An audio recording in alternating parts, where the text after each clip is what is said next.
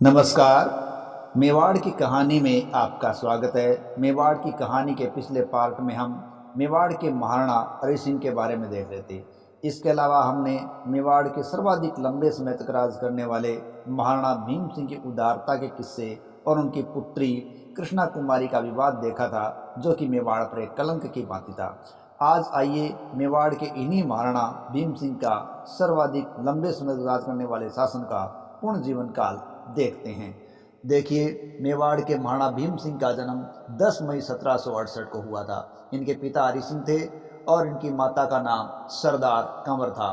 देखिए, इनका राज्याभिषेक 7 जनवरी 1778 को हुआ था और उस वक्त ये मात्र 9 वर्ष की आयु के थे। चूँकि राज्याभिषेक के समय इनकी आयु मात्र 9 वर्ष थी, अल्प आयु के थे, इसलिए राज्य का भार राजमाता ने अपने हाथों में ले लिया था।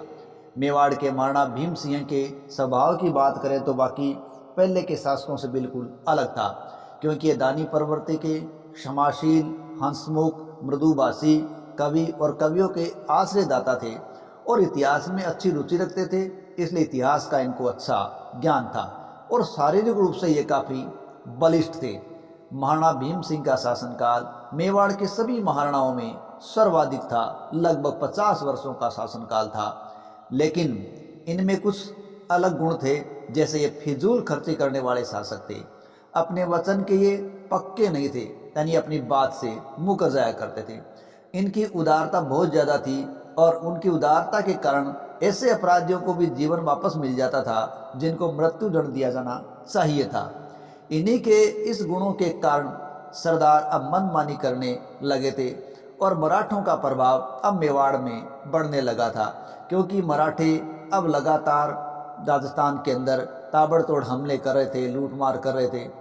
लेकिन जब राजा रहमदिल हो तो गुनहगारों के हौसले अपने आप बढ़ते हैं और यही अब मेवाड़ के साथ हो रहा था। मेवाड़ के शासकों में महाराणा सांगा, महाराणा प्रताप, महाराणा राज सिंह जैसे शासक हुए, जिन्होंने दंड विधान कठोर रखा था और दंड विधान में वो सबसे आगे थे। लेकिन मेवाड़ के ये महाराणा भीम सिंह ठीक इनके विपरीत थे। इस समय मराठों द्वारा लूट मार की जा रही थी, क्योंकि मराठे पहले से ही राजपुताने के अंदर लूट मार कर रहे थे। मराठों ने मेवाड़ के अंदर जगत सिंह के समय प्रवेश कर लिया था, लेकिन इनके छोटे मोटे हमले चलते रहे। लेकिन यदि मेवाड़ के संपूर्ण काल में देखें तो मराठों ने सबसे ज़्यादा तांडव भीम सिंह के काल में ही मचाया था। धन वसूला, उन्होंने अनेक परगनों पर कब्जा भी कर लिया, क्योंकि मराठा साम्राज्य था वो खड़ा ही चौथ वसूली पर था। तो इनकी चौथ वसूली की काम है वो लगातार बढ़ता गया। लेकिन राजपूतों से इस प्रकार की लूटमार इन्होंने लगातार जारी रखी और यही लूटमार बाद में मराठों के पतन का भी कारण बनी थी। राज्याभिषेक के कुछ समय पश्चात महाराणा भीम सिंह ने अपने बागी सामंतों को समझाना शुरू किया, क्योंकि सामंत वो हरि सिंह के समय से ही बागी थे और अब उनको समझाना शुरू किया गया। देखिए, इसके लिए सबसे पहले नकली रतन सिंह के प्रमुख सहयोगी बने देवगढ़ के रावत राघवदास चूड़ावत को समझाकर उदयपुर लाया गया। इस प्रकार रतन सिंह, जो कि नकली महाराणा बने हुए थे, उनकी स्थिति कमजोर हो गई, क्योंकि उनके प्रमुख सहयोगी राघवदास चूड़ावत थे। इसके पश्चात सलुम्बर के रावत भीम सिंह चूड़ावत की 4 बेटियों का विवाह भी महाराणा भीम सिंह ने करवा दिया और इस विवाह में 10 लाख रुपए खर्च कर दिए। ये दोनों घटनाएं 1782 के। इन घटनाओं से जो बागी सामंत थे वो खुश हो गए और मेवाड़ के अधीन होने लगे थे। 1783 में एक नया घटनाक्रम शुरू हो गया। देखिए, 1783 ईस्वी में सक्तावतों और चूड़ावतों में कलह हो गई। दरअसल कुरावड़ के रावत अर्जुन सिंह चूड़ावत ने महाराणा की आज्ञा लेकर भिंडर के स्वामी मोहक्कम सिंह सक्तावत पर हमला कर दिया था, क्योंकि मोहक्कम सिंह सक्तावत है वो नकली राजा बने बैठे रतन सिंह की तरफदारी कर रहे थे। ऐसा करने से महाराणा भिंडर से नाराज थे और इस बात का पता चला, उन्होंने आक्रमण करवा दिया। और इस आक्रमण का पता जब संग्राम सिंह सक्तावत को चला, क्योंकि वो भी सक्तावत थे, तो उन्होंने कुरावड़ पर हमला कर दिया। और इस समय अर्जुन सिंह रावत है वो वहाँ नहीं थे, इसलिए संग्राम सिंह सक्तावत ने अर्जुन सिंह के पुत्र जालिम सिंह का कत्ल कर दिया। और बात और भी बिगड़ गई थी। इस समय 1784 की घटना है कि महाराणा भीम सिंह का प्रथम विवाह हुआ और ये विवाह ईडर के राजा शिव सिंह की पुत्री अक्षय कंवर के साथ हुआ था, जो कि 15 मई 1784 को हुआ था। हालांकि ये विवाह है वो 1783 में तय हुआ था, लेकिन ये पूर्ण विवाह है वो 1784 के अंदर हो पाया था। 1783-84 में ही कई घटनाक्रम हुए थे। इस समय चुड़ावतों का प्रभाव है वो बढ़ता जा रहा था और चुड़ावतों के बढ़ते प्रभाव से राजमाता खुश नहीं थी, क्योंकि मेवाड़ के राजकोष का जो नियंत्रण था अब चुड़ावतों के हाथों में आ गया था। देखिए, हम सब जानते हैं मेवाड़ के अंदर सक्तावत और चुड़ावत दो ऐसे धड़े हुए हैं जिन्होंने अपने आप को बलिदान कर दिया मेवाड़ की रक्षा के लिए। मरने मारने को मेवाड़ के लिए वो तैयार रहते थे, यानी किसी भी प्रकार वो मेवाड़ की रक्षा करना अपना धर्म समझते थे।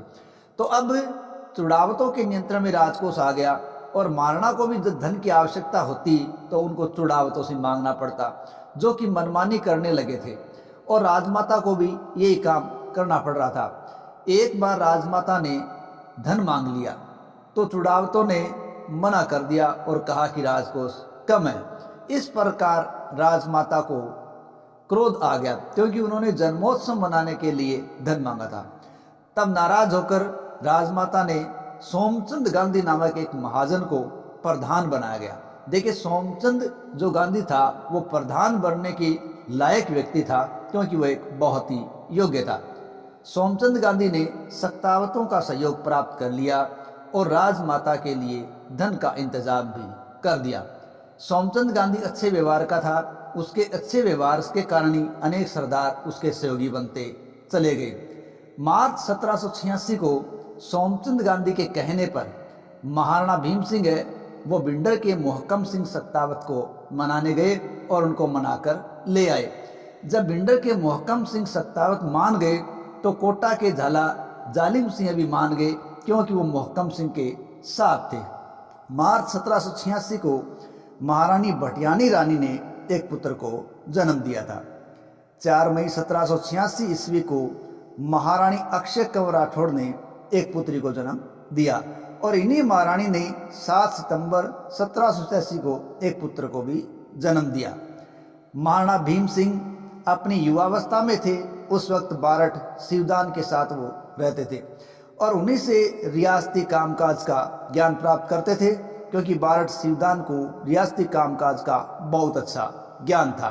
तो उसका असर भीम सिंह पर भी आया था। प्रधान सोमचंद ने मराठा सरदार महादजी सिंधिया और अंबाजी इंदलिया को अपना मददगार बनाया गया और मोहकम सिंह के साथ मिलकर मराठों के कब्जे वाले क्षेत्र प्राप्त करने का प्रयास किया गया। यहाँ ये जानना जरूरी है कि मराठों के खिलाफ ही मराठों का सहयोग लिया जा रहा है। दरअसल मराठे अलग अलग धड़ों में बंटे हुए थे और इसी कारण वो आपसी दुश्मनी भी किए हुए थे, तो इसलिए मेवाड़ को कुछ मराठा सरदारों का सहयोग मिल गया। तब प्रधान सोमचंद के कहने पर राजमाता चुड़ावत सरदारों को भी मना लाई और वो भी अब यहाँ मराठों के खिलाफ लड़ने के लिए शामिल हो गए और इस प्रकार मराठों पर अब ये भारी पड़ने वाले थे। मेवाड़ की संयुक्त सेना और मराठों के बीच संघर्ष मालवा में हुआ। देखिए, घटना इस प्रकार की है कि प्रधान सोमचंद ने मराठों को बाहर निकालने के लिए सभी पक्षों को एक करने का प्रयास किया और इसी क्रम में उन्होंने जयपुर और जोधपुर से बात कर ली और उनको अपनी तरफ मिला लिया। 1787 में लाल सोट यानी दौसा में लाल सोट की लड़ाई हुई और इसमें मराठे संयुक्त सेना के सामने बुरी तरीके से हार गए और उनका राजपुताने में प्रभाव कुछ कम हो गया और उनको हार कर भागना भी पड़ा। इस मौके का फायदा उठाते हुए मराठों के अहिल्याबाई होलकर के द्वारा मेवाड़ से छीने गए निम्बाहेड़ा के क्षेत्र को भी मेवाड़ ने वापस प्राप्त कर लिया था।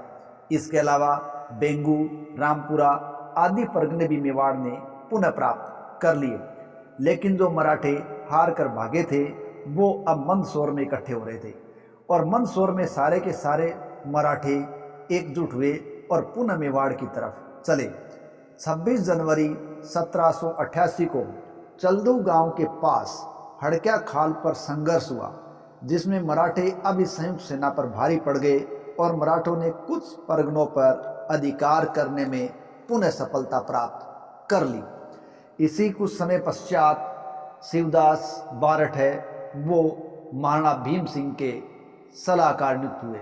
यानी महाराणा ने शासक नीति सिखाने वाले शिवदान को अपना सलाहकार बना लिया।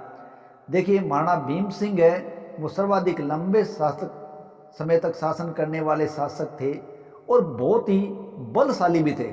बताया जाता है कि वो ढाल को चीर सकते थे और ऐसा उन्होंने नवाब जमशेद खान को करके भी दिखाया था।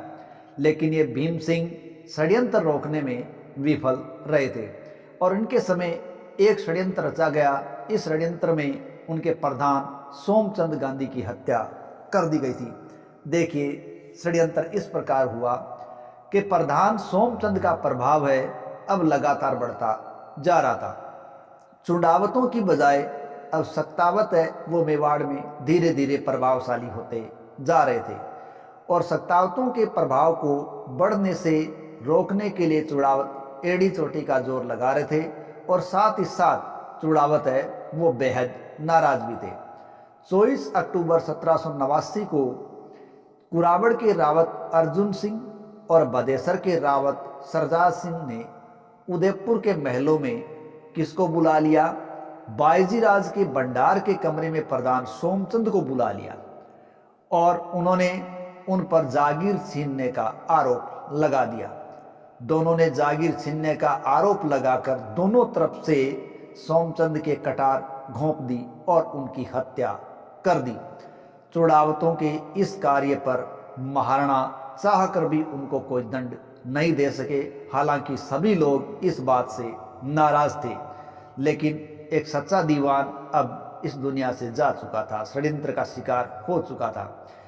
इनका दाह संस्कार पिछोला जेल की बड़ी पाल पर करवाया गया और जहां पर सोमचंद की छतरी आज भी बनी हुई है। महाराणा ने इस बात को ठंडा करने के लिए सोमचंद के भाई सतीदास को प्रधान पद पर नियुक्त कर दिया और उनके छोटे भाई शिवदास को उनका सहायक बना दिया गया। उन्होंने प्रतिशोध लेने के लिए प्रयास किया और रावत अर्जुन सिंह पर आक्रमण करके उसको अकोला के पास हरा दिया।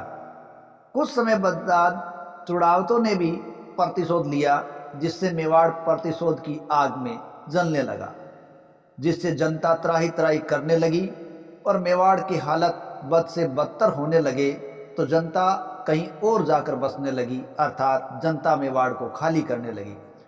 प्रतिशोध की इस आग में चुड़ावतों ने नए बने प्रधान सतीदास के छोटे भाई शिवदास की भी हत्या कर दी। 1790 में रावत अर्जुन सिंह चुड़ावत ने लाल सिंह सत्तावत और उसके दो पोतों की भी हत्या कर दी, जिससे आपसी कलह बढ़ती चली गई और चुड़ावतों और सत्ताओं के बीच जो कलह बढ़ी वो कलह मेवाड़ की जनता के पलायन का कारण भी बनती जा रही थी। आज की कड़ी में बस इतना ही। इससे अगले पार्ट में इससे आगे की कथा जानेंगे। जय हिंद, जय भारत।